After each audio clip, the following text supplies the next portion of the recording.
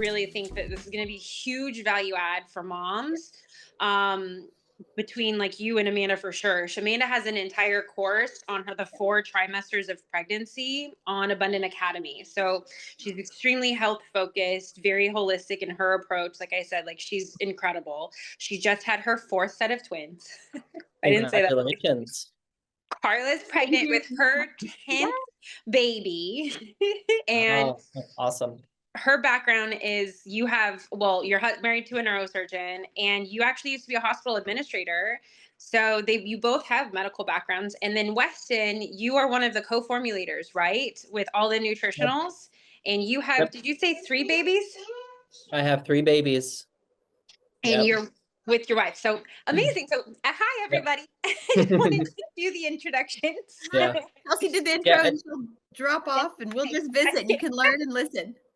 Yeah, and my background also not just as in formulation, but I spent the last 15 years in private practice working with people one-on-one as a clinical herbalist and practitioner and everything. So just so that you know, my background is real world, kind of prior to me coming on to All In Nutritionals as well. So I like Yeah. to blend like the science and real world practice kind of all into one. That's so That's cool. amazing. And we Yep, know that Weston has a big event tomorrow. And by that's the right. time this is aired, that will have been last week because this will be aired at the Empowered Moms Summit. And people that are attending this can still watch the All In Nutritionals event and learn Yes.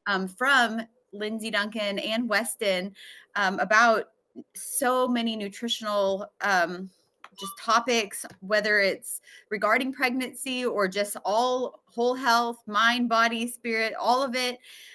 Today at this panel, we're going to be talking about pregnancy and nutrition and 4 trimesters of pregnancy, counting the one when you're postpartum, and how that pertains to nutrition. But we know that Weston has a big event coming up that everyone can still watch, which is so exciting.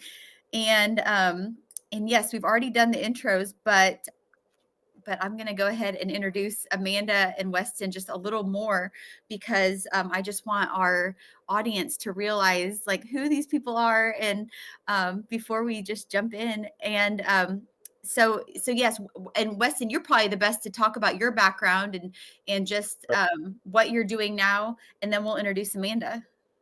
Yeah, sure. So my background is I've spent 15 years in private practice working one-on-one with everyone, not just pregnancy, but young children, all the way up to aging and elderly. And I've worked with all types of conditions in my practice. And I focus primarily with people on nutrition, herbs, cleansing, restorative health measures, functional alignment of the human body and systems as well. We won't probably talk about that aspect much today, but that's kind of all in my private practice. But then I'm also a formulator. So I've spent a lot of years really digging deep into the science and literature of nutrition and herbal formulation. And I think there's a lot missing in today's world that is not really scientifically found, but also missing that kind of ancient herbal historical perspective of proper formulation, getting this to work with the body and the physiology of the system. And so I spend a lot of my time now doing consults with people from all over the country, but also formulating products that are clean, potent, pure,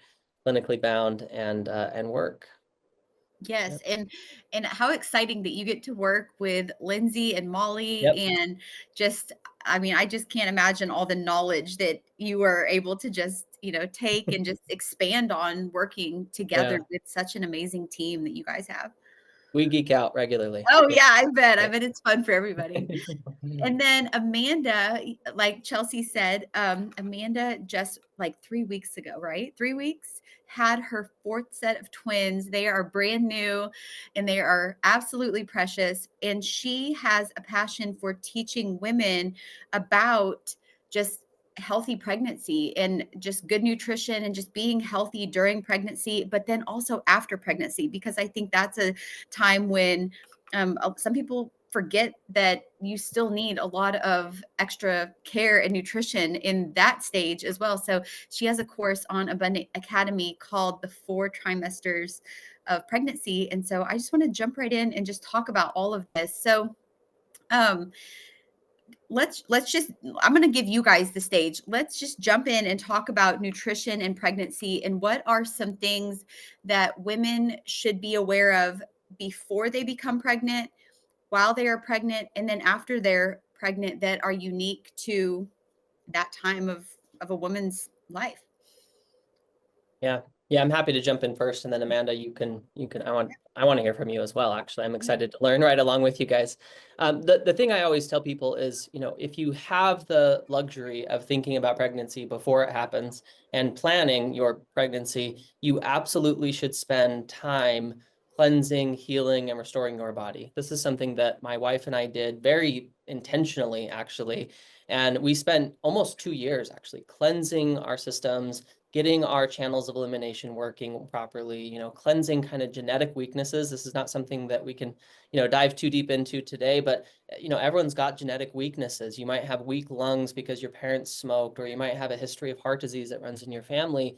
People probably don't recognize how much the science is actually supportive of. If you support and cleanse and vitalize those systems to their capacity, you have such a significant lower chance of passing that down to your child, right? And so not only is it cleansing, but I think also like hormone balancing is a big piece in that. If you walk into pregnancy with balanced hormones, with a regular cycle, like, my wife maybe doesn't want me sharing everything, but she knew she was pregnant the day, right, that she missed her cycle, because it was so regular, it was so on tap. And so people said, oh, wow, you're so lucky. And she really hated that, because she's like, no, I spent like 2 years really working on our bodies, intentionally before that, filling up the reservoirs of nutrients. Because one of the things that's absolutely true is when you get pregnant, that baby needs all those nutrients to grow and develop their entire body. So they're going to take everything. And, nature, whether we like it or not, kind of advantages that next generation. And so if mom's deficient in something, she's going to drop even more deficient in that to favor the baby getting it, because it's absolutely necessary for development. So that's the first thing I would say, is really take a hard look at your own health. And hopefully guys are out there listening. Guys, this is you too. So if a woman comes to me who has fertility issues, I'd never see her alone. I say, your husband is coming with you. He's also going to work on it, because it's actually, we live in a day and age where even higher amount of men are infertile than women. And I think women often just get, maybe the blame for it, but it's not true. It's not accurate. So men and women both, you need to both cleanse your bodies. You both need to prepare for that process before it happens. That's so interesting. And we had a panel the other day with Lindsay and Molly, and Lindsay was talking a lot about gut health. And I'm sure that Yeah. you would agree that that's important to, focus on before becoming pregnant, for sure. Yeah. Especially since there's disruptions to a lot of these things, right? Like women are going to have lower levels of enzymes and digestive, acids and everything while they're pregnant. It's so much easier to correct things that are a little off course when you've gotten them on course beforehand. So the digestive system is a prime example of that, that if you're eliminating well, you're digesting well, you're absorbing well before you go into a pregnancy, how much easier it is to put in little tweaks and supplements and food variations to deal with the symptoms that are going to be normal during a pregnancy. Yeah, I think that's so wise. And I get asked a lot. I'm almost 31 weeks pregnant with our 10th baby.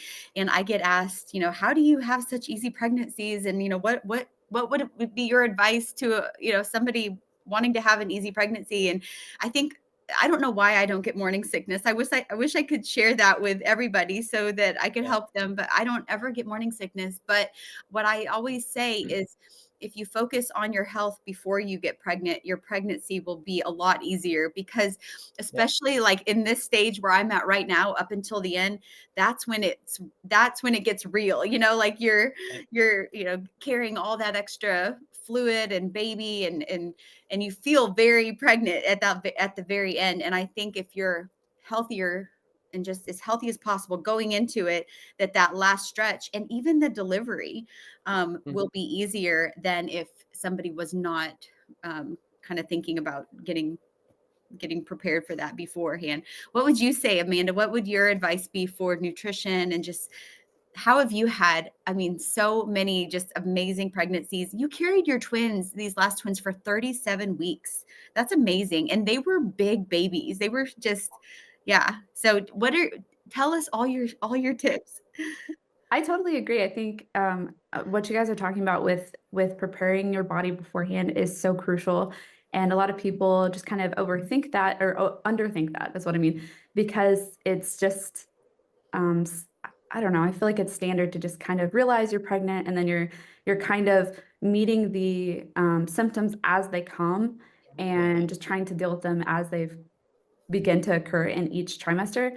And that's one of the things I talked about a lot in my course is just being prepared because you know the next thing is coming, and we want it to be good and comfortable, and we want a good experience from that pregnancy, from that time in pregnancy, whether it's the beginning when we're prepping beforehand all the way through each trimester and the postpartum as well.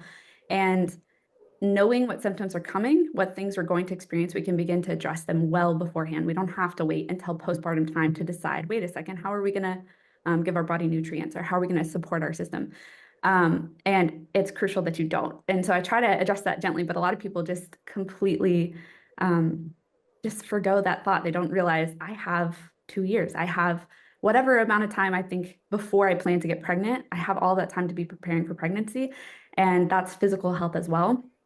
As you mentioned, babies are heavy to carry. Multiples, I mean, there's Can't just there's so much extra weight on your body, and your body's not used to that. So knowing that beforehand, you have a chance to prepare for that and support your system and your muscles and all of those things. I think nutrition is the most important to me. If I had to pick one, that would be the one I would say. If you're nourishing your body and giving your body the things that it needs, that I feel like is the most crucial, but there's a handful of really awesome things you can do for your body and supporting your system. And each of the things you talked about, Weston, I fully agree. One of the most crucial things that you mentioned that I wish I could talk every couple into is that husbands supporting their wives or partners supporting their wives is just it makes the entire process doable. And I couldn't do it without my husband. I wouldn't want to anyway. And his help in agreeing on what foods we're going to eat and how we're going to go for exercise, or each of those things. All of those things support me when I'm already at my weakest and I'm tired and I'm doing all the heavy lifting. We've prepared for it because we know it's coming. So he is intentional not only in our nutrition, but our exercise as well, and our mental health, which I think is another huge one that is addressed in each of these nutrition and exercise. Mental health really has a huge impact on the way you experience your pregnancy or your postpartum. Yeah, I think that's really important to touch on as well. And what would you say? What tips would you give a woman who either is about to be pregnant or is newly pregnant to prepare for that, like the mental part of the pregnancy? And what would you say are some tips to help her be as strong as possible during that time? Yeah, I think supporting yourself, having your intake of what are you putting into your body, and that's nutrition, that's fresh air, that's what kind of media, what kind of anything you're putting into your body is going to affect your mental health. It's going to affect your overall health. And so just really kind of defining those things and defining what can my body handle, what can my mental health handle. That's one of the big questions we get a lot with large families, is just how do you mentally deal with, how do you not get overstimulated? How do you not get overwhelmed and frustrated? And it's not that we don't, but it's, as you know, Carla, it's a lot about prioritizing which things get to be in my space, which things get to affect me during the day, who gets my attention, all of those things. And if I'm giving my time and attention to things that are not good for me, then it is very hard for me to have the capacity to deal with all that is demanded of you from children. And it's the same thing with nutrition. I feel like if you're just putting junk in your body, then your body is not well and prepared and equipped to handle all of the needs of pregnancy or just parenting even. Yeah, I think that's great advice too. Chelsea and I talk a lot about that too, just how you know, pregnancy, it can feel like permanent and this is how it's going to be forever. And it's always going to be hard to like walk up the stairs and like do everything, but it's temporary. And you just have to remember that. And the female body is amazing. It goes right back to where it was before pregnancy. But you do need to give it time and be patient with yourself. And it took 9 months to grow the baby, have the baby. And so don't expect things to just come back overnight, but it will go back. And it's so amazing, just the whole process. And just to give yourself that grace and realize that, you know, this is not permanent. And actually you're going to miss it. Like after you have the baby, you're going to be like, oh man, that wasn't so bad. Like, I wish I would have enjoyed that a little more, you know? And then for Amanda and I, it's like, let's do that 10 more times. No, Yes, I'm like, I'm good. I did it 3 times. I'm good. Yeah, Chelsea, my wife would probably agree with you. She didn't love her pregnancies, but she loves the baby, you know. Yes. So there's all those trade-offs too. Totally. And I need to take Amanda's course again so I can focus on my mental health, because the overstimulation is just a whole nother thing. But we did talk about in some of All In Nutritionals, one of our previous panels with Lindsay and Duncan, is just how the whole body does actually correlate all together, and what are some good practices that we can do as moms when it comes to certain supplements or certain things that we should be focusing. I know Amanda speaks a lot about and has some good recipes and meal planning, and you and Chris, her husband, are very intensive about that. But Weston, what do you say also on exactly? I know you did prepare your body quite a bit, but I'm very curious. What were some of the core principles or core tenets of your preparation? And throughout the pregnancy, what did you suggest to eat and then also supplement your body, right? Because I was like anemic in my pregnancy, so it made me tired. It was very hard for me. I know that that's pretty common. So what are some common solutions and stuff for moms that are pregnant? Yeah, I mean, there's a lot to unpack there, so it depends on how long you want to go into this. But no, I think that going in, I mean, I want to say one thing on the mental health. I think that every woman has to decide, like, what are your non-negotiables? Like, what is the thing that fills you back up to your mental health the most? Like for my wife, that's sleep. So it's like, okay, if you're sleeping well, I know that you are 70% better, regardless of the other stuff that's going on.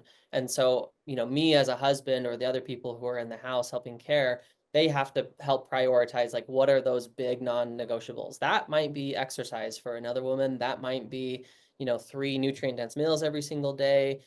Whatever that is, you have to kind of like prioritize what's non-negotiable here, and focus on that first, and then get down the list as you go along. But there's a couple things I want to say about nutrition. I mean, there's a lot of things we could say, but most women and most people in general run into nutritional deficiencies. This is the reality of the world that we're in. And so, you know, we almost have these debates at our company now of like, what's more important, food or supplements? Like, if you would have asked anyone that question 100 years ago, it would have been food, 100% food. But we have devastated and destroyed and stripped our food chain so much that there's not one person I've ever run blood work on or a blood panel on that's comprehensive that comes back normal. There's just not adequate levels of vitamin D because people are not getting sunlight on at least half of their body for an hour of the day all year round, right? There's so many things that are showing up deficient. And when it comes to anemia, you know, we often talk, oh, that's an iron problem. Well, it's not just an iron problem. It's an iron problem, but also B12 is needed to help that work appropriately in the body. And also vitamin D is needed. So my wife actually ran pretty low anemia on her first 2 pregnancies. On the 3rd pregnancy, we really focused on all the other cofactors, not just iron, and she never ran an anemia on that pregnancy. And so I dove into the literature and I said, does vitamin D help keep adequate iron levels? And of course, the studies show, yes, it does. But no one's talking about vitamin D3 and K2 to help anemia. No one's talking about, you know, the B12 as much coming from the right sources. So I'll break it down like this. You need the minerals, but you don't just need one of them. We have come into this place where we're looking for the magic pill. Give me just magnesium and all my problems are going to go away. No, you're deficient in magnesium, but you're also deficient in D3. You're also deficient in K2. You're also deficient in iron from food sources that are non-heme. You're deficient across the board. So we want to focus on all those things. In pregnancy, it's absolutely crucial that we get folate. It's absolutely crucial that we get B12, and we get them from proper sources. A lot of people don't realize that they're getting unmethylated sources of these vitamins, and they're not absorbing or assimilating it. Half the population has a methylation problem where they can't absorb folic acid or cyanocobalamin. And so they're taking these nutrients and they're actually doing them harm. I've read studies now where they're finding folic acid, not only is it not good during pregnancy, but it's causing lip ties and tongue ties and these different things that are showing up in an explosion of kids that we never saw, hardly ever 100 years ago. So we have to take a more comprehensive look at this. If there's something that you're running deficient in, hopefully you're doing blood work and everything off the get-go. If there's something you're running deficient in, let's build that up. If that's iron though, let's get all the minerals with it. So like, just to give you an example, at our company, we formulated a food-based multivitamin. But when we started out in this conversation, we said, well, there's actually a lot to this. Some nutrients go together, some other nutrients go together. So what we did is we split it into two. So we have a multivitamin, which is all the vitamins that exist, A, E, D, K, B vitamins in their methylated forms, and even vitamin U, which is one that's not like well agreed upon as a vitamin, but we know it's necessary for proper stomach function. And then we pulled out iron and we put it with all that, because if you run an iron deficiency, you actually need vitamin C and other cofactors to absorb the iron properly. So if you're taking an iron and it doesn't have vitamin C in it, you're going to hamper the body's ability to even absorb that. Also, if you're taking all your other minerals at that same time, they're competing for absorption. So iron competes with calcium and magnesium for absorption. So if you're really running anemic or you're running low, you want to separate that out from the rest of your minerals. So that's what we did actually in our formula. And we didn't create this for pregnancy, by the way, but it's pretty much perfectly, suited for pregnancy because it's all food-based, something the body recognizes, all the right forms, and it's all of them. They all go together. There's nowhere where you can go in nature and grab a food that's got calcium and it just has calcium. Like if you go grab an orange, it's going to have magnesium that's going to help that calcium absorb. It's going to have boron. It's going to have all these other trace minerals that people don't even talk about. It's going to have selenium and strontium. It's a whole symphony. So I always tell people, let's look at these deficiencies, but let's get broader with our thinking. So then if you took something like the AM, that would cover a lot of your vitamins, that would help your iron levels get up. It does have the D3 and the K2 in there to make sure it's circulating and getting to the right areas. But then we did a PM mineral one, and that PM mineral one is so crucial because people don't realize that a lot of the supplements they're taking is just coming from terrible sources that they can't absorb. Like it's often told women to take calcium during pregnancy. I agree. You need calcium to build bones, and everyone knows that. Everyone recognizes that calcium is important to bones. So do you think it's important to a baby that's growing its entire skeleton? Absolutely. But you don't absorb calcium from most of the sources. So if you read on the back of the label, if anyone's at home and they have a calcium supplement, go grab it and turn the label around and read in the parentheses, where is that calcium coming from? Most calcium carbonate or calcium citrate is coming from one of two sources. It's coming from oyster shells or it's coming from limestone rock. So imagine this for a second. You take a woman who's already got lower stomach acid, already has lower digestive capabilities, and then you feed her rocks. What do you think the absorption of that is going to be? Nearly nothing, actually. And so if we are going to do this right, we've got to get it from sources that the body recognizes. So in ours, for example, and this doesn't mean that you have to take ours, but I'm biased, all right? I'm one of the formulators. You brought me on here for the biased opinion. But if you look at where you're going to actually get it from that's going to work, it's going to be a source like algae or food. And so calcium from algae, the body immediately recognizes that. And then there's all those other cofactors naturally occurring. So magnesium then is there, the boron is there, again, just like if we ate it from a whole food. So you don't want to go just get a supplement for sake of taking a supplement. The studies are actually very clear on this. If you take calcium and you're not taking anything else, all-cause mortality actually went up. People had more strokes and heart attacks as they followed them over a few decades. And you go, why would that happen? Well, if calcium is just building up in the arteries because it's a source the body doesn't recognize, and you don't have K2 and D3 to direct it back to the bones, yeah, it's going to actually plug up the arteries and cause damage. So this all comes back to this point of I recommend people get their supplements, but they get them from absorbable forms and food forms, and then also ramp up the intake of those same foods. That That is maybe so, was a long-winded answer, but no, I loved it. That was so gives you some informative. insight We in. could listen to you even talk longer about that. I was telling Chelsea just today that one of my more memorable presentations that I ever saw Lindsay do was when he showed calcium. I think it was calcium. It was a pill, and someone took a pill and they did a scan of them after they took it. Yes. And it Yeah. was in the same form when it should have been absorbing. It basically was like you said, it was like a rock going through their diet, their system. It never Yes. absorbed. And it was so like, wow, like, you know, you think you're doing the right thing by taking a pill, but like you said, they're not all the same. You can't just take calcium for calcium. It's not like that. Yeah. That's just so fascinating to me. And Lindsay yesterday was talking about the methylation importance Oh, good. of that as well. So that's really interesting. So I know my experience, like with my gynecologists are great doctors. I love them.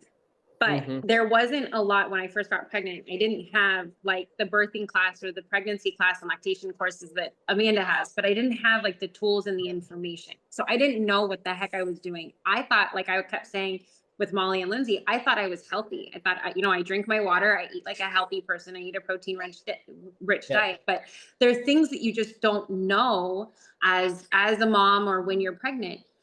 And so it's great to get that information from you. Amanda, what do you, I saw you nodding your head quite a bit with what Weston was saying. So what do you do and how do you apply these kinds of practices in your life? I loved everything he had to say. I agree. I feel like my own personal pregnancy nutrition journey has come from a path of that exact like realization that the supplements that somebody has been pitching me since I was 20 and just started getting, starting my family, I was realizing they weren't doing the things for my body that they were supposed to be. And then the more I started trying to research and understand the supplements, the more I realized I can't rely on these just over the counters, store bought, whoever is trying to get me to buy supplements. I can't rely on these to be the end all and be all of my health. And so that is what led my husband and I back to our food. And just honestly, could be taking the best supplements in the world. And if my food intake is trash, then I'm not doing good things for my body. So that's kind of where we worked our way back to food. And even then, it's like you're talking about that the food that we eat today is so depleted of nutrients that it is difficult to consume the amount of food you would need to supply all the nutrients that your body needs. And so having whole food nutrients and supplements is, I think, very crucial for that good balance of achieving all of the things your body could use to thrive the best. So anyway, I was just eating up everything you were saying because that was our journey. That's how we ended up, where we are now. It was just kind of one thing at a time of, your iron's low. And then we're looking into that and trying to understand what all kinds of things we would need to consume to meet my body's iron needs and absorb it the best way and all of those things. And my husband is a weightlifter, so just even realizing that for him and the supplements he takes to support his body and all that he puts his body through.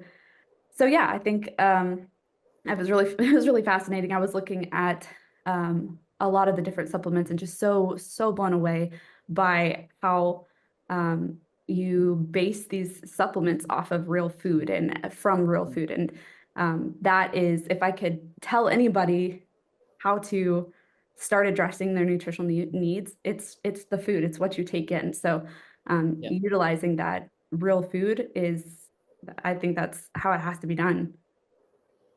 Yeah. And just to go back to that, debate of it's not a debate between food and supplements. It's both, right? Like you can't have it with one without the other. And we do say that supplements are supplemental to a healthy diet. And the world we live in is so toxic and so deficient that you really need a good strategy of both. Doesn't mean perfection. I'll be the first to tell people this does not mean perfection. You know, there's certain parts of pregnancy where whatever you can eat is what you eat. You know, whatever you can stomach in that minute is what you're going to have. And that's where the supplements maybe play a bigger role in that moment of like, all right, we're making sure that you're not running deficient on anything, but you're just getting down what you can handle in this moment. And it's not going to be like that forever.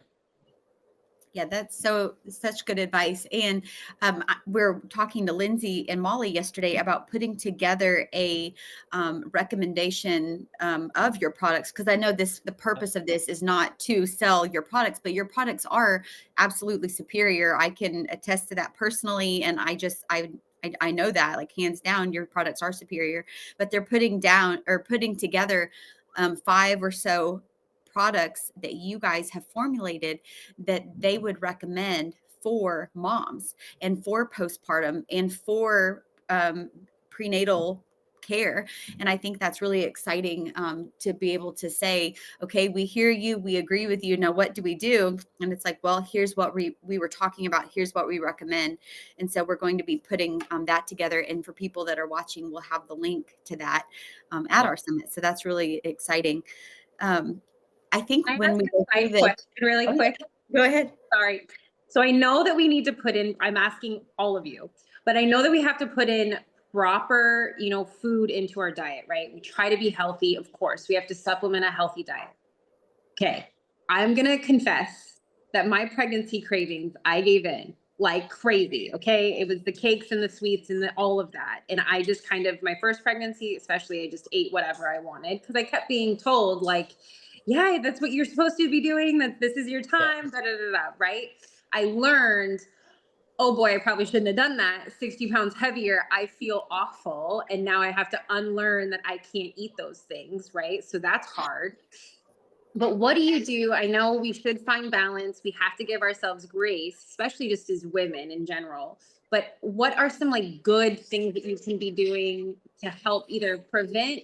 Do you give into the cravings? Do you prevent them? What do we do to kind of meet those needs in today's society, right? And today.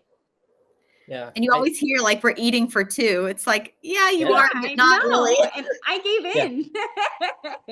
Yeah, I mean, there's a lot of that I think is the conventional wisdom is never as accurate as it should be. Yes, you have to eat more, but like if we break that down, right, like your first trimester, it's only 100 calories more on average. Second trimester is 200, third is 300. Nursing is actually the most important part of that. Nursing, you're burning 500 calories a day.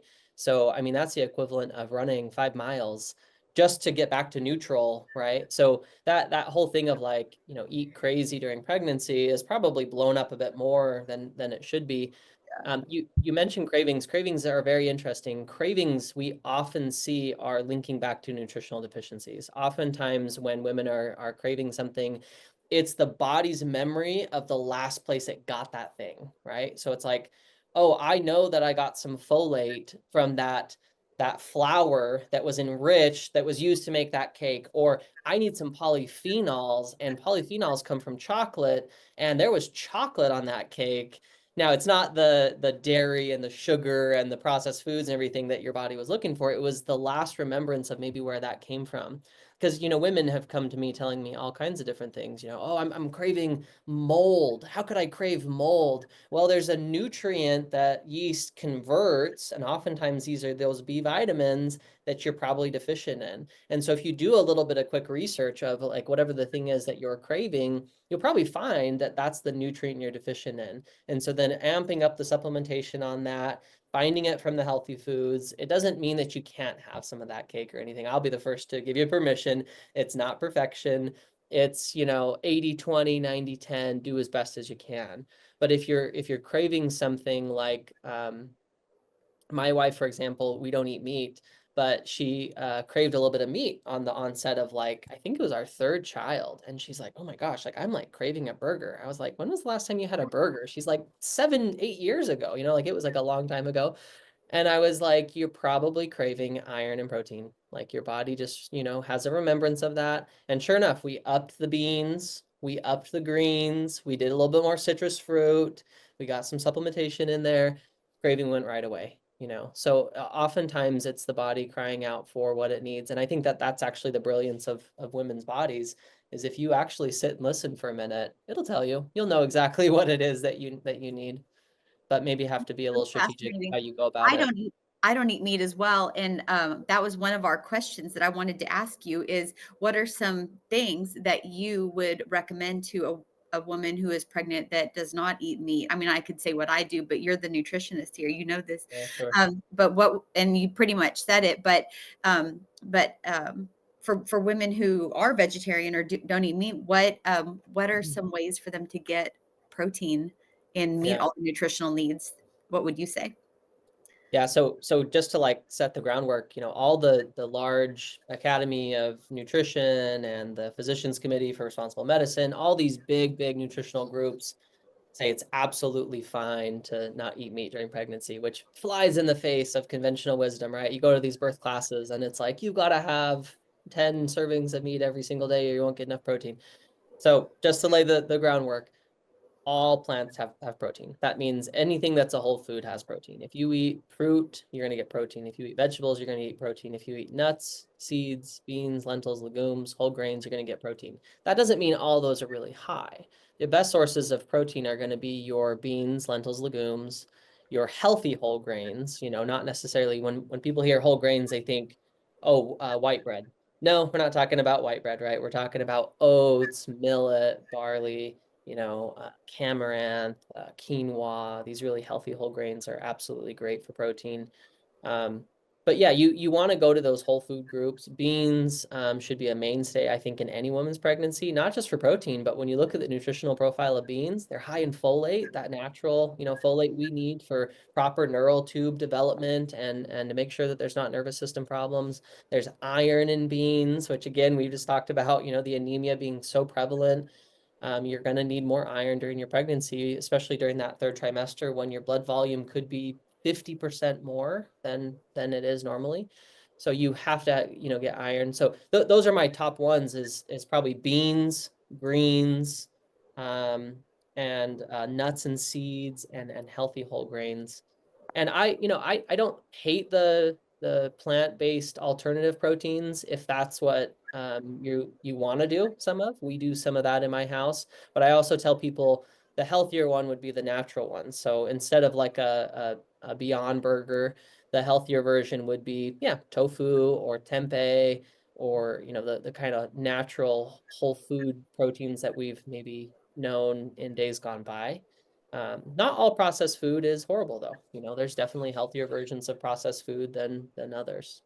So that'd be my top categories. Amanda, you want to chime in on that? Yeah. I don't have a lot of experience in a meatless pregnancy. We actually do a lot of meat in our house, which Yeah. with 12 kids, it is. But I like to point out that meat isn't always cheeseburgers. We eat a lot of tilapia and salmon, tons of eggs in our house. And a lot of those things also support pregnancy very well. But beans, huge staple in our house, lots and lots of beans and greens. I absolutely agree with are such a crucial thing for your body, overall health, whether you're pregnant or not, but especially in pregnancy. Love it. So I was thinking as we were going through this that we should focus on like first trimester, second trimester, third trimester, because it's about 4 trimesters. But a lot of the things we talk about pertain to all of the trimesters so far. But I'm curious, what would you guys both say? Is there anything different between trimesters that a woman should be more aware of that their body needs more than other trimesters, whether it's a nutrient or water or whatever it is? What are some differences in the trimesters, and what are some nutritional things that they need to be mindful of? Yeah, no, I think even we talked about the calorie differences and between each trimester, there are definitely things that support your body more during each time, even preparing for pregnancy and those kinds of things. But we also talked about how sometimes the first trimester, it's just a matter of kind of anything you can get in your body if you're just kind of in survival mode. So I think that listening to your body, and a lot of what Weston was talking about with our, if we have a blood panel done or something like that, we can have a better understanding of what our body's needs are. A lot of times in my experience with my OB, I didn't get a full list of the things unless it was dramatically outside of normal. I didn't get a list of the things that were going on with my body after a blood panel was done. And with my midwives, they provided it to me each time. And I was realizing, man, I'm on the low end on a lot of these things. And a doctor never would have mentioned them to me because they weren't out of normal. They were just low. So I think being able to look at those records and see what's personally going on with your body, and even addressing cravings and those things as well, definitely help you look at each particular trimester and each developmental time for your body, and how to support it the best. It's so brilliant that you said that, Amanda, because I was trying to figure out a way to ask about that, because like, would you suggest coaching and that kind of thing? Because I didn't know how to advocate for myself in certain situations. I didn't even know to ask for, blood panels, or what do I look for when I ask for blood panels? What am I actually asking for? Right? Because if you're not in that field and you don't know, and you're just pregnant and your doctor says you're fine, right? But there are certain things that I could learn to make sure that I'm supplementing or asking for, or whatever. So what are those things, really? I mean, briefly, we don't have a lot of time. What are those things as far as how to ask for them? Or sorry. Yeah, because like the doctors just say you're fine, so they wouldn't hand it to you, right? Or they Yeah. One thing I would say too is, nowadays, if you are going to a hospital for your blood draws, you can log into your portal at most hospitals. And so even if the nurse calls you and says everything's great, and you're like, sounds good, and you think everything's fine, log into your portal and you can see, and you probably are a little anemic, or there might be something that's a little on the low end that maybe they're not worried about, and you shouldn't worry about it either, but it's good for you to know and be mindful of, and make some changes if you need to. But I think the portals are huge. And as far as like asking for additional tests, I know, if I asked for an additional test, my doctor would just gladly add it. But I think for the most part, they run their general panels, at least 3 times I can think of when you're pregnant. So I probably put a little more trust in them than a lot of people watching. But I think that, if you're being followed by a medical professional, they're going to run the labs that need to be ran. But if there is something that you're concerned about, you can just ask for that. And most of the time, I would say they'd be glad to run it, or tell you why maybe they aren't going to run it. I would hope. Yeah, absolutely. I think, the portal it's a game changer, because when I was first starting pregnancy and those kind of things, I remember speaking to my doctor, and this is my first OB, and she asks, well, do you have any more questions after every single visit? And I just told her, I literally don't even know what to ask. I want to know everything. And she's like, okay, well, when you come up with any questions, you're welcome to ask. And now, of course, I Google everything, but that I think was as your panel comes in, as you can look in your portal and you see each of those things, and you see the average, it'll give you a range of what is normal, and you can see where you fall, if you're kind of low, kind of high on different things. And then I look up everything. I want to know, what is this? How does this affect my body? What foods does this come from? How do I support my body with this specific thing? What other things do I need to be consuming that would help that specific, whether it's iron or whatever thing, how do I help my body get what it needs? And that's everything. That's everything from the things you're drinking, the sunlight you're getting, the all of the things. But yes, then following up with, how do my supplements address this? Are they filled with things and then does my body even absorb what I'm consuming as far as supplements go? So I think blood panel is probably one of the most clear things that I've gotten back that gave me an indication of what was going on with my body. I think ultrasounds is another one. I love reading through asking about the charts from my ultrasound, especially my anatomy scans, and understanding more about what they were measuring, why they were measuring it, what that means for my body and my growth. And that was definitely one I never knew I could even ask for as Yeah. well. I don't know if that is, do they do it, do they put your anatomy scan results in your portal as well? I think you might have to dig a little bit, but I think they probably are there. You might have to go to medical records but I've never seen it, but that's interesting. I've never even thought of asking that. Yeah, I love to know all of the things, all the different, which things were we measuring, which part of the brain was being checked and tested, and where should it be at this point in pregnancy. I love looking at all of those things and understanding them better. It's So I amazing. wanted to go back and talk about the different trimesters, what you said, like nutritional on this as well, because I do think that there are a few things that are really important there. I think a lot of women will have um, in their first trimester nausea, right? Morning sickness. And there are some herbal things that if people don't know about that are so simple are absolute game changers. One of those is red raspberry leaf, which is, I would say, the oldest herbal, thing talked about in the book for women in general. But red raspberry leaf can be consumed in a tea. It can also be consumed in capsules. I've seen that change morning sickness dramatically, even after just one dose. So it's definitely worth a try early on. The other big one is ginger. Ginger is so wonderful. We have double-blind, placebo-controlled, randomized trials on ginger alleviating nausea for morning sickness, particularly preventing vomiting. I would say with my wife, the third pregnancy was the worst for that morning sickness. It was also our girl. She had two boys beforehand. And she's like, "Oh, this is a girl. I know it. I am so sick." And ginger was the lifesaver. And so again, any form that you can get this in is helpful. You can do ginger tea, you can do ginger capsules. For my wife, she couldn't stomach drinking or eating any ginger, so it was 2 capsules every 3 hours. And you can take it really regularly like that and not overdose. You don't want to go over about 6,000 milligrams for a day, but if you do 2 or 3 capsules every 3 or 4 hours, that really keeps you on top of it. And just immediately when you wake up, grab some food. I always used to fill up right next to my wife's nightstand, healthy crackers, healthy protein bars, some of our protein powder that she could mix right into, a water bottle with water sitting right there first thing in the morning. It's like, get something on your system, take ginger and take those little meals and start eating them. So I think that's really important. I also think like the second that someone knows that they're pregnant, absolutely methylfolate and methylcobalamin.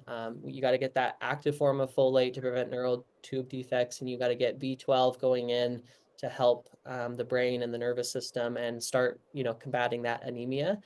And then early on also, magnesium is a big one. So when we run studies on magnesium, almost 70% of the population is deficient in magnesium. Magnesium and potassium are probably some of the biggest preventers of preeclampsia later on in pregnancy. And so oftentimes they say, oh, there's nothing we can do about this if you get into it. But again, there's nutritional things going on early on. So the type of magnesium matters as well. We have a magnesium called magnesium glycinate.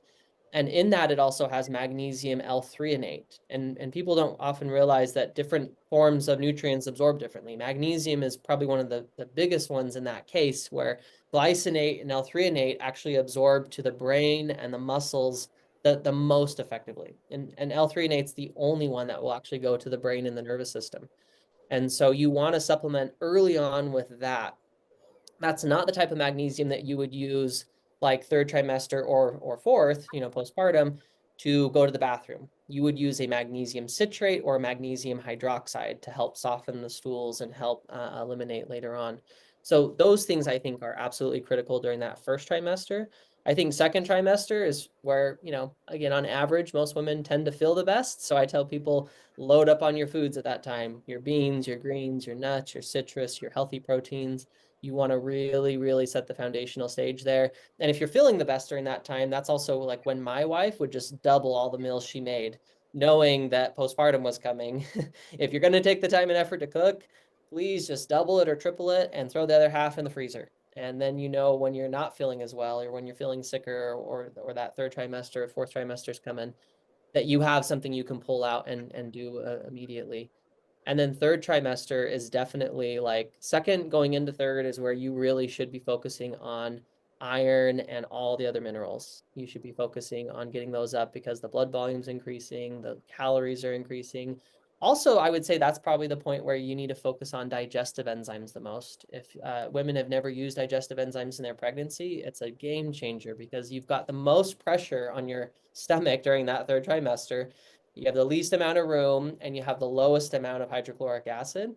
So we make a digestive enzyme that has all of the digesting enzymes plus hydrochloric acid. When you do those two things combined, you will digest that protein so much faster and you will feel so much better. So when a lot of women are having to eat those smaller meals more frequently, taking a little bit of digestive enzymes, you're going to absorb it so much more effectively and it's going to pass through so much faster so that you can go back and get another bite of something later, go back and get a protein shake later, go back and get something to eat later. So I think really focusing on those digestive enzymes can be so helpful, and they can be anti-nausea effective as well early on if women are struggling with that morning sickness. And then we haven't mentioned it yet, but omega-3s are crucial during that. You've got to be getting good DHA. So if you're vegan or vegetarian, you don't do it from fish, like Amanda was saying, then you can do it from algae oil or an algae source. You want to at least get 200 to 300 milligrams of DHA really through your whole pregnancy. And that's probably one of the biggest things I see showing up with postpartum is that a lot of women will fall into depression because they've lost all the fats and all the omegas and everything out of their brain. We don't realize that right there at the end of pregnancy, the baby is hoarding the brain nutrients because that's where its brain is going through the fastest, growth and development. And so what your brain needs to feel happy and what your brain is sitting in is fat. So you have to eat healthy fat during that third trimester and healthy fat during that postpartum. You have to optimize your omega-3s because the baby's probably taken as many as possible out of your system to grow and develop its brain and nervous system as well. And so just anticipate that whatever it was during pregnancy, let's say it's 200 milligrams supplemental of the omega-3s, and then you're eating flax and hemp and walnuts, or you're eating, fish if you do that, then right into that postpartum, you need to probably double that, I would say, right off the get-go, because that is so crucial to just flood back and restore those omega-3s. It's a game changer for a lot of women who suffer postpartum the most. Wow, that's really interesting. And let's go ahead and talk about the fourth trimester because I know when we first started saying that Amanda teaches a course at Abundant Academy on fourth trimester, we get, questions like, what are you talking about? 4 trimesters? There's not 4 trimesters. And I was thinking as we were talking, you could almost say there's 5 if you count like the time before you get pregnant and preparing for that too. You can almost say 5 trimesters, but let's talk about the fourth trimester and what does that mean? Like, Amanda, what is the definition of that for you? How many months do you give yourself for that postpartum time or weeks? And then what is your advice for combating the baby blues and just dealing with nursing demands and all of it? What are your thoughts on all that? Yeah, so one of the things that I've talked to you guys about and I've talked about in my course is that we use the 777 method as our go-to postpartum recovery. That's our recovery plan. And I say our because I involve my entire household in that. And when I'm talking to moms, I tell them this is something you can prepare for from day one. As soon as you find out you're pregnant, you know you're going to be postpartum eventually. You can start preparing for it immediately. So the 777 method works 7 days in your bed, 7 days on your bed, and then 7 days around your bed. And during this time, we are meeting the body's needs, whatever they are. And that's nutritionally, that's rest, that is reducing stimulation, that is just kind of this nesting bonding time where you are with your baby or your babies, and you can focus on just what are my needs and what are my baby's needs. And that's all I mentally need to be concerned with during this time. This postpartum plan has been the best for us. I think with my first couple pregnancies, I was experiencing postpartum anxiety and depression, and I didn't realize it because I was still functioning and I was getting things done. And I thought, this is just normal. Of course, I'm exhausted. Of course, I'm high anxiety, and I wasn't realizing how severe it was getting. I think by my third or fourth pregnancy, I finally talked to somebody about it, and we had a pretty serious conversation about what was happening and why it was happening and what we could do to do differently. And during that that postpartum time, I actually stopped everything I was doing, the entire lifestyle I was currently trying to exist in I had a singleton in that pregnancy. But I had 2 sets of twins who were still toddlers at the time. And we just climbed in bed, and my husband stayed home. And I know everybody doesn't have that luxury, and that's why I say plan for it early, because if your husband, like mine could at the time, he dropped everything, he took vacation, he stayed with me. If you can't do that, then you can be prepared for it. You can start planning for it, just like you would a vacation, if your family does vacations and things like that. So we take that time and we address our nutrition. We have meals planned. As Weston was talking about, absolutely pre-make meals. Anything you can double, anything you can stick in the freezer. Those things make your support person's life way easier. And it makes sure during the time where your brain is fully functioning and you can think and you have energy and all of that, you have planned for the demands that your body's going to have, especially if you are breastfeeding. Again, we said an extra 500 calories a day. And we want those to be good calories, not just any calories. So I think that's one of the biggest, if I could stress to anybody how to and when to plan the most, I think that one is one of the ones that a lot of parents say, I don't know, pregnancy is hard and it's stressful, but then you get to deal with all of postpartum and you have a newborn or newborns. So your body is going all through different hormonal changes and all kinds of things. And then you also have a crying, perfect little baby who needs you. And then a lot of moms have other kids and work and all kinds of things. And they're going, what do I juggle? What do I put down? What do I, so just being prepared for that and having a time frame. This time especially, I had so many things I wanted to do. I think I always overplan postpartum. I'm always like, oh, I'll feel great as soon as I have these babies. And I want to be all hands on deck on what's going on in my home and my life again. But carving out that time immediately after is, I think it gives your brain, for me anyway, my experience is it gives my brain the most optimal amount of time to say, we're safe. My baby's safe. We're not in danger. Nothing crazy is happening. We're just existing and we're safe in our bubble. And I have this little perfect person and we're just growing and we're just being together. Because the opposite was me feeling on high alert and me feeling like I couldn't sleep because I had to keep my eyeballs on my baby all the time. And I can't go shower because something might happen or my baby needs me or I can't, those kinds of things. So just being prepared for all of those things, I think has been the biggest game changer in the postpartum period. And it is so overlooked that I really want to stress to people that it is a game changer and it makes that time, because that little time where your baby's a fresh newborn, it goes by so fast.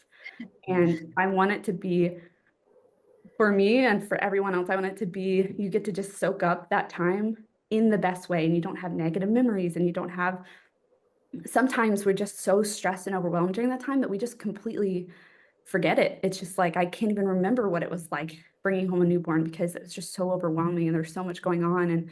And a lot of people just try to jump back to their normal schedule and they don't soak up that time. So that's one of the things I want people to understand is just how important postpartum is for your overall health and your mental health, your time with your baby, the health of your baby. And it is something you can prepare for.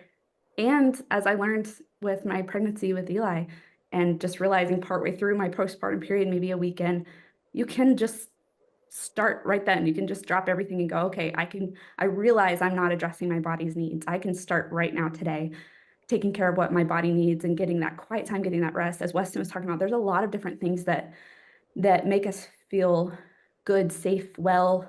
And mine is not exercise. People like is going to go for a jog and feel great, but rest absolutely is. Good nutritious food absolutely is, makes me feel rejuvenated and well again. So knowing that about yourself, knowing what your body needs and being prepared for it, I think is the most optimal way to have a good postpartum period. I think I love one that thing that advice.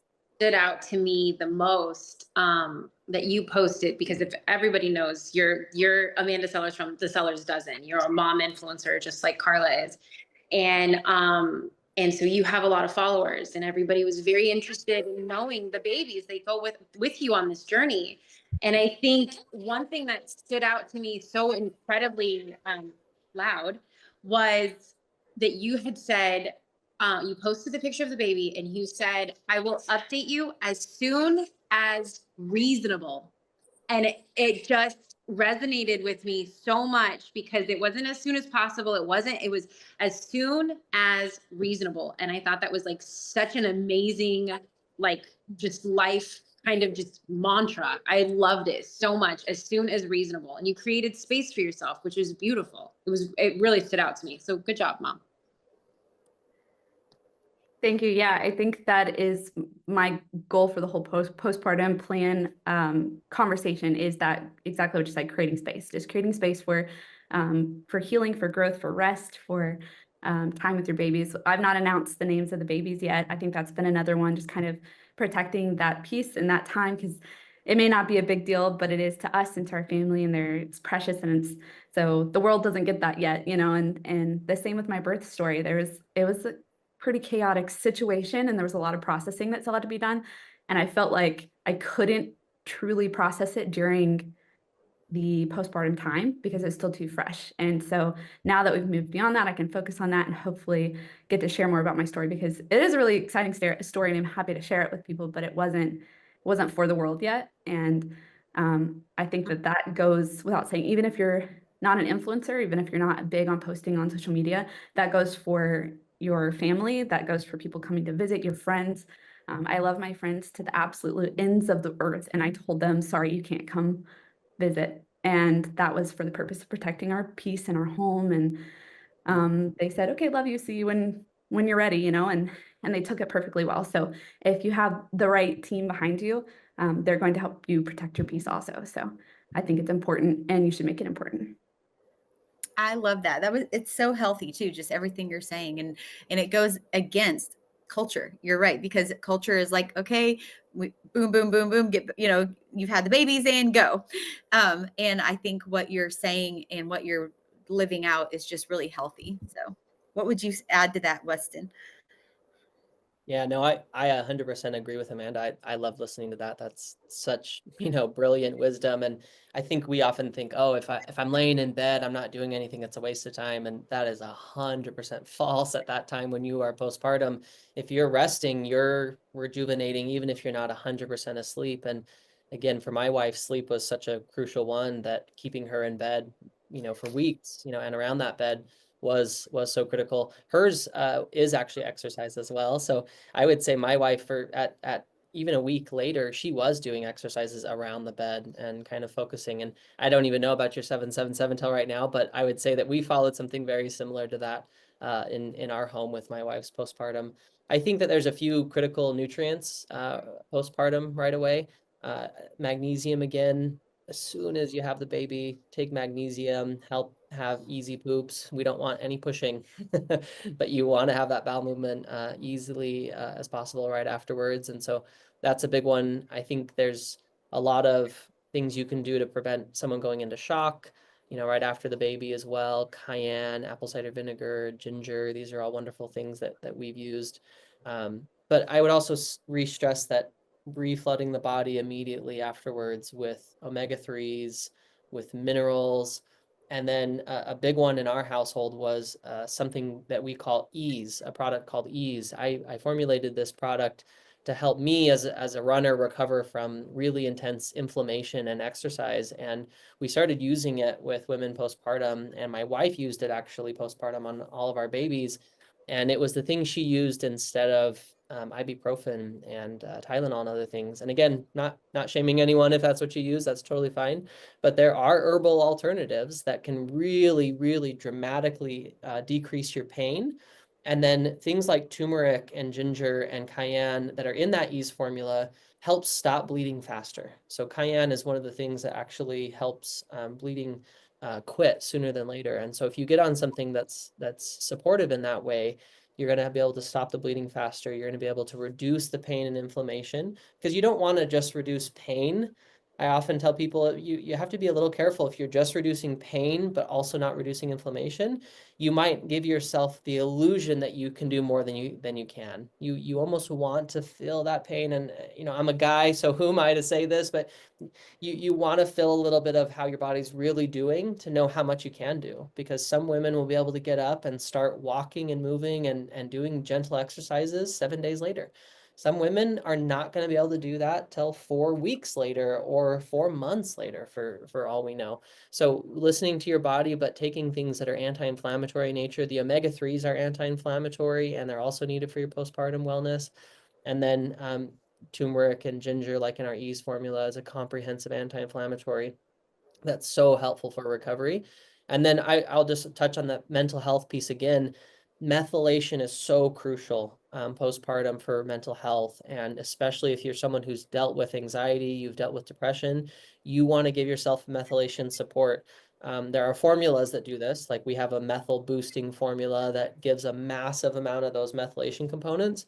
But also another thing that helps with that is a compound called SAMe. And this isn't something that, we make or sell, but I've used with women consistently over time to help lift them out of that anxiety and depression, as well as natural herbs like lemon balm and passion flower. These work so incredibly well. Like, I wish I could shout it from the rooftops. I had a woman who came to me after her first baby, and she was very new postpartum and was very, very, depressed. And I commend her for recognizing it and knowing it on her first baby, because I think a lot of women don't actually know that. Like Amanda was saying, like, that's supposed to be hard. I'm not sleeping. Someone's waking me up every 2 hours. I just went through a whole event with my body. I'm not supposed to feel good.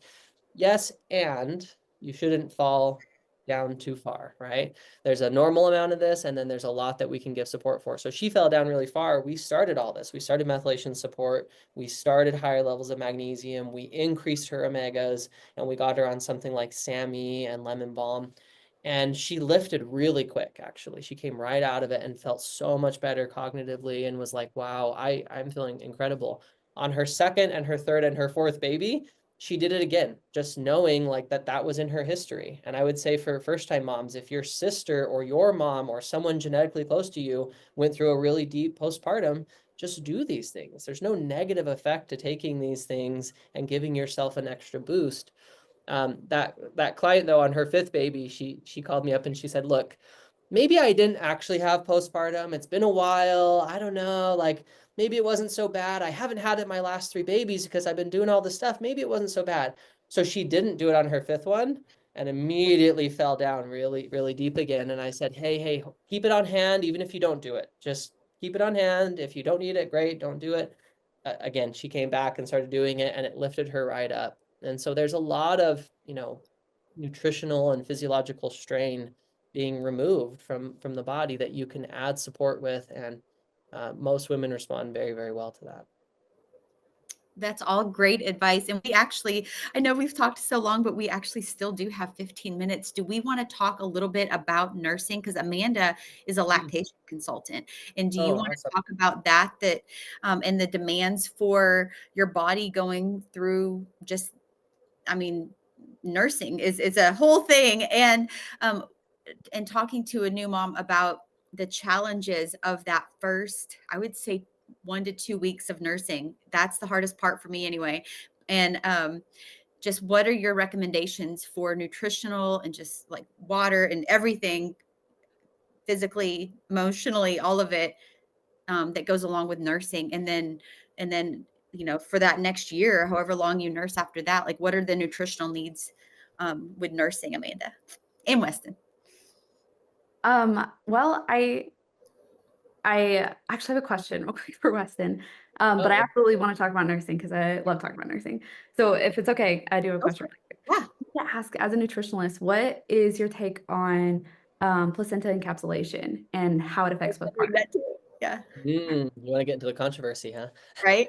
I'm just interested. I don't have a strong Yeah. opinion about it. I've done it and Yeah. I've not done it. So, but I'm Well, here's what's interesting. So I have had so many women over the years that swear by it, right? That this is the thing that helps them pull out of postpartum, that helps them recover with nutrients. So there's a few things that we know, and then there's maybe one warning I'll give you on that.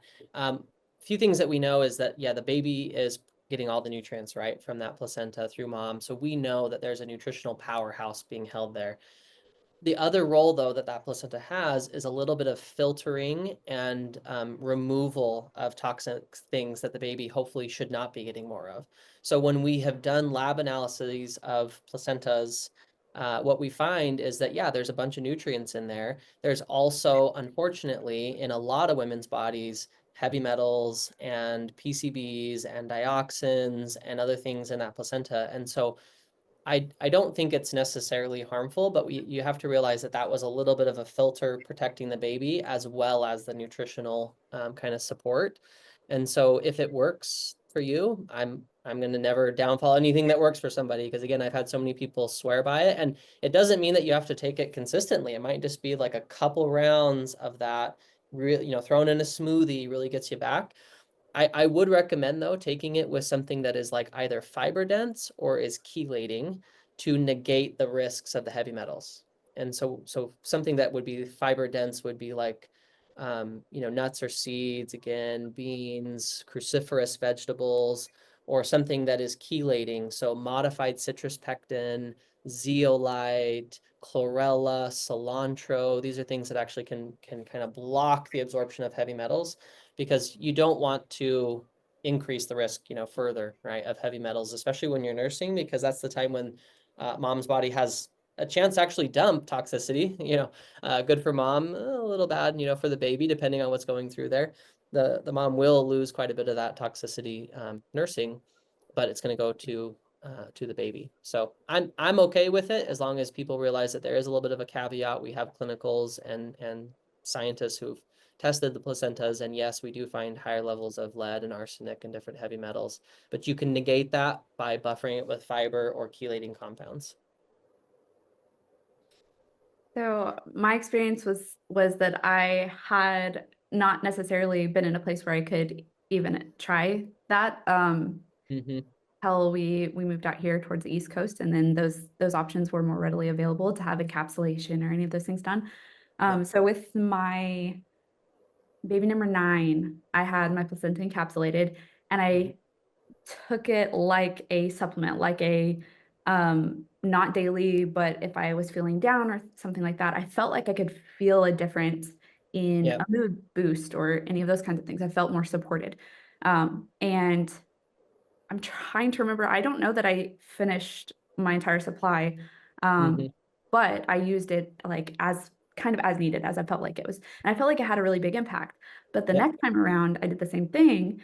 And that time I felt like I didn't feel well, like I didn't feel like it was supporting my body. And then I started reading more about this risk of toxicity and these kinds of things, and was just like, well, this isn't the time. And then this pregnancy, I didn't have it done at all, but I was in the hospital, so I didn't really have an option this time. But yeah, so I think that's really interesting, because I know it is controversial, and people ask me about it, and I'm like, well, I've done it and I've not done it, and it can be beneficial, but then it's kind of the question of if it's worth the money at that point.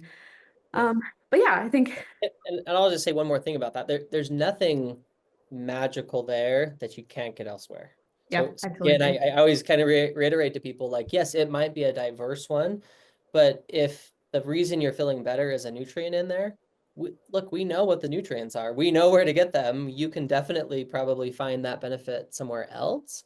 So it's not that, if you don't feel an effect from it, that's not the only place you can look, right? Now we have options to look elsewhere, from food and supplementation, to try to get that same result.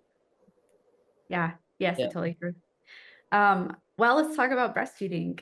I love all things breastfeeding, and I love supporting moms in their breastfeeding journey. I know that all the way around, you mentioned the first few days, first few weeks, even with nursing, is one of the most challenging. I had a thought this pregnancy I kind of wanted to share. I had a little bit of chaos with my doctor, which wasn't my doctor, he was the on-call during my labor and delivery this time around. And the problem I was having with him was he was not gentle. And so just whenever he physically needed to interact with me, he wasn't gentle. And so I brought this up to somebody because I told him, I was like, hey, can we be a little more gentle? This is he responded to it so well. It was so great. But I brought it up to my midwives when we were talking about it, and she mentioned there's a great possibility that the most of the women that he works with are highly medicated when it comes to time for him to be physically hands-on with this person. And it occurred to me that one of the things that we don't talk about a lot when it comes to nursing is that if you are medicated or you are in some way relieving pain during these first few days postpartum, there is a chance that your latch as your baby is latching is not a good one, and it's not comfortable, and you just can't tell that it's not great because you aren't feeling everything as you normally would. So I think that one of the things as a lactation consultant that I try to explain to people is that if you are having pain when you're nursing, then something's not right. Some kind of situation here isn't right, and we need to reevaluate the latch or the position to see if we can make things more comfortable, because it shouldn't hurt. And one of the things that I think women don't necessarily recognize is that they've already created pain or damage in a poor latch or an extended time of maybe a not optimal latch, and they are now trying to readjust it, but they're already sore. So anyway, you had mentioned pain management and those kinds of things. That's one of the things that occurs to me when we're talking about those first few days being the most uncomfortable with nursing. And so I think, as we have explained with everything else, there's a lot of planning and preparation we can do when it comes to nursing. And a lot of people take lactation courses, which I think is great. And being prepared for positions and for pain management and for understanding latch, even if it's feeling okay while you're utilizing pain management, being able to physically see if the latch is a good latch and knowing if it's a good latch or not. I think those are all things that we can help support women in, that would make specifically those first few days a lot more comfortable. But I also wanted to talk about nutritionally. What do you think, Weston, is probably the best group of nutrients you can be consuming during postpartum and lactation to bring in your supply? Because I think that's one of the biggest concerns I hear as a lactation consultant, is moms just feeling like, well, my supply didn't come in well, or what if it doesn't come in and I can't feed my baby? Which, of course, lactation consultant duties is to then reevaluate everything they know and support and encourage them. But I want to hear nutritionally, what do you think? Yeah, no, and I agree with everything you're saying. I think there's so much you can learn about this beforehand and just be prepared. Like, even knowing, like, I think a lot of women wait until after they have a baby to find a lactation consultant. I'd recommend like plugging into the networks and seeing who's around you, because when it's like day 3 and you can't leave the house and you're struggling and you need someone to call, like, find someone beforehand before it gets to that point, for sure. So nutritionally, there's a lot of things that can help. We know that there's herbal teas and combinations like mother's milk tea. I'm a big proponent of it. Marshmallow, fenugreek, these are things that can really help the milk come in. I'd say from a nutritional standpoint, probably hydration and healthy fats are the biggest thing that helps milk really come in well. And then regular stimulation, so even if the baby's not eating as much as you want to, still pumping and stimulating and helping milk come in is a really important piece of that. So healthy fats would be, again, I know we've talked about it a lot, but I'm going to keep talking about it. Omega-3s are some of the most nutrient deficient ones. So hemp seed, chia seed, flax seed, walnuts, a good supplement, whether that's a clean mercury-free fish oil or whether that's an algae oil. Eating fish, if you do that in your diet. But then also just all the fats at that point start becoming more of a thing. A lot of the time when women get clogged milk ducts, it's a lack of healthy fat in the body. And so olive oil, avocado oil, this is actually how we start dissolving some of these clogged ducts, is putting castor oil right over the top of it, or doing a fomentation of mullein and lobelia. We'll get that moving, and then you can clear the ducts. But if you increase the healthy fats, nuts and seeds and avocados and olive oil and MCTs and all these things we're talking about. I think that's really, really crucial because it lubricates all the ducts of the body, and the milk ducts are no different. They need that to be able to flow properly and open up properly and not get clogs and everything. And then hydration, water, tea, herbal tea. A lot of people say, oh, if I'm drinking tea, it doesn't count. It absolutely counts. Herbal tea counts.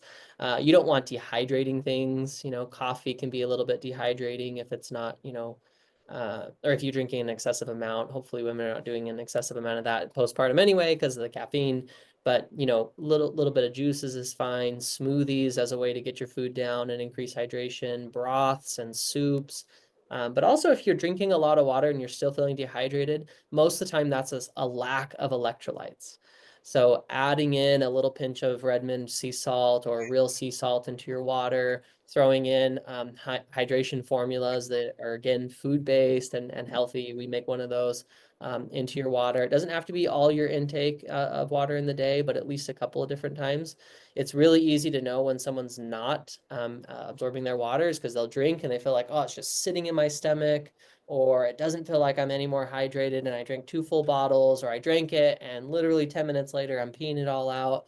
If that's happening, you need higher amounts of electrolytes coming in, and you need to add electrolytes to the water. Not only do electrolytes help you absorb it better and help it get to the cellular level, but it breaks the surface tension of the water, right? Water, if it's broken down to a little bit smaller molecules, can actually get absorbed better. So when you break that surface tension, whether that's even just a little pinch of salt going into there, real sea salt with all the minerals in it, not normal table salt, you can increase absorption of water quite a bit.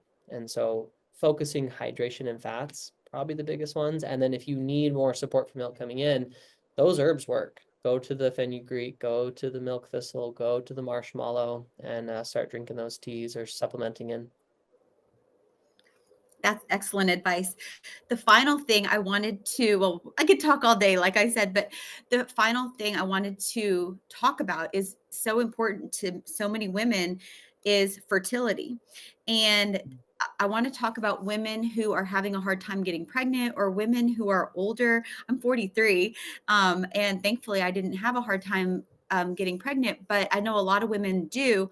And they ask me, what are you doing, or what are things that I could be doing to help increase the chances of conceiving a baby? And so what are things that you have seen? I know we can't claim that anything cures anything, but I know I said to Lindsay yesterday when we were recording that I know we can't claim this, but I have personally seen women take the cleanse that Lindsay formulates, and all of a sudden they are able to get pregnant. And I think that's really cool. And I'm wondering, what have you seen, or what is your advice for a woman who is having a hard time getting pregnant, or they're older and they want to get pregnant, just all things fertility? What are your thoughts? Well, I have a lot of thoughts on this because I've worked with a lot of infertility in my private practice, and there's never been one that I haven't been able to help them, naturally be able to conceive, except for it being a genetic issue, right? Yeah. There are genetic issues. And so if you've tried a lot of things and you and your husband both have not been tested, okay, you got to go get tested because there are some genetic things where it's like, oh, the sperm's not actually making it down, the duct, right? Okay, well, then we're not going to be able to conceive. But aside from genetic issues, I mean, I don't want to make claims, and I'm not, but I probably think it's 100% in my practice. And so I can walk you through quickly what I did with everyone. Now, again, this is husband and wife both. Okay, this is not just a woman. So again, if someone comes to me and I want to try to conceive, great, bring your husband or bring your partner, and we're going to do this, with everybody involved.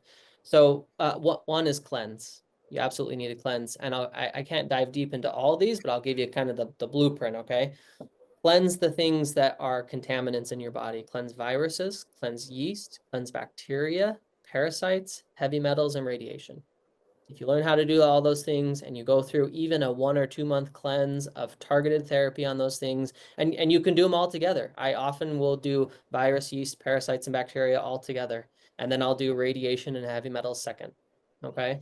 So if I were to pick a lineup of quick products, it would be the Gut Warrior, it would be the Resistance, it would be the Total Body Cleanse, and it would probably be the NAC for the virus, yeast, parasites thing, and then it'd probably put people on wormwood and garlic, extra for for some support. Not making claims. This is just an example of something you could do. Second would be chelate and detox and lemon balm and ginger for radiation. Those are probably the biggest clinical things for that. And so cleanse the things that are infesting the body and wreaking havoc on it. Okay. Second would be cleanse your body systems, get your bowels moving. You should be eliminating 2 good, large, easy, full, complete bowel movements every single day. Once every other day is not normal. I don't care what your doctor says. You should be pooping every day, and you shouldn't just be pooping a small amount. You should be having large, full, complete, easy bowel movements. You should sit down on the toilet, eliminate, and go, wow, that's way more than I felt coming out there, right? So everybody should be eliminating really, really well. If you do that, you take the stress off of all the other channels of elimination. The liver now can start getting rid of the toxicity that it's processing.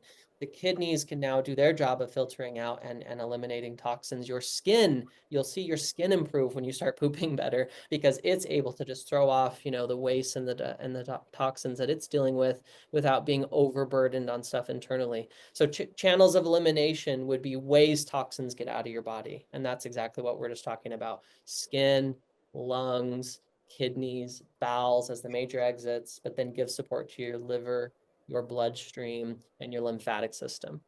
And so if you do those 2 things, you're going to cleanse incredibly well. Even if you do them, in a targeted way with supplements and a little bit of sauna or a little bit of exercise, a little bit of movement, you will absolutely cleanse the body well. I would say most people in my practice, when they did that, 70% of them got pregnant even before we went on to the building, phase, which is, shocking to most people that it's like just cleansing and like taking some magnesium and that was it. I just read a study that women who got their magnesium levels normalized on their blood work, and most women could do this with magnesium glycinate and selenium, both of which are in like a formula like our PM or our magnesium formula plus Brazil nuts. 100% of them conceived who were infertile before the study, and 100% of them made it to delivery, and 100% of them delivered. Wow. So it's one thing to get pregnant, right? It's another thing to make it all the way through your pregnancy to the end and deliver. So then my third thing would be after you cleanse well, get your nutrient levels up, and probably for fertility, minerals are the most important one that people are missing. Minerals and trace minerals. So take a supplement or eat in a way where you can get your minerals up. Juicing, smoothies, greens, something like a multi-mineral PM like we, have that has all the minerals and all the trace minerals in it. But again, the studies keep coming back to magnesium, selenium, some of these ones that just are like deficient on so many people in the population show a huge, huge result. And that's men and women both. We could go into specifics between men and women. If that doesn't work, there's been cases where that hasn't worked. That works, now for somewhere between 70 to 80, percent of the people. The last 20% is hormone balancing. Then balance your hormones. For women, you've got to control the high estrogens because you're getting hit with estrogens left and right from our food, from plastics, from toxicity, from stuff in the water, from stuff in the air. And so most women are going really, really high on estrogen, and it's throwing off everything and fueling a lot of problems. So that would be the third thing, is go into hormone balancing, men and women both, and get your estrogen and your testosterone balanced out. And then I can't think of someone who that didn't work for once we got them through that process, unless it was an actual genetic issue. Wow, that's just so much. If people just listen to that in this whole segment, I think they would be like, this would just be so value added. I'm so thankful that we covered that. In Abundant Academy, people who are watching and have additional questions for you or Lindsay through All In Nutritionals, they do have the ability to talk to you through one-on-one coaching through Abundant Academy. And we're going to put the link to that in our description. We're also going to put the link to your event in the description. Right. And so there's ways for people to reach out to ask you more questions in case we missed one thing that they wanted to cover, or if they have more in-depth questions. Did we miss anything or want to talk about anything else before we close, Chelsea or Amanda? No, they can also book with Amanda as well for lactation services and pregnancy coaching. And they can get the on-demand access to your 6 weeks. So tomorrow we're recording this the day before Weston's big like 6-hour event. So that's the event that you were discussing. It's you're going in depth on everything, so they can gain on-demand access to that as well. And then Amanda, how long is your course? I think you go through all 4 trimesters in very grave detail with with meal planning and meal prepping. And I think that's another like 4 or 5 hours, right? It's pretty intensive. Yeah. You take it through. It's very detailed. So they're just expanding on this. If you love this content, which I know I did, I almost might get pregnant again because I just feel so ready. It's going to be easy now. You feel so encouraged. I love it. Well, thank you so much. I really appreciate it. I really, really appreciate both of your times, well, all of your times. And this has been really incredible. I feel very empowered for 2025. I will say that. Yeah. Thank you for having me. I love sharing the stage, and I love learning from all of you on here as well. I appreciate the wisdom. Wonderful. Thank you. Okay. Bye.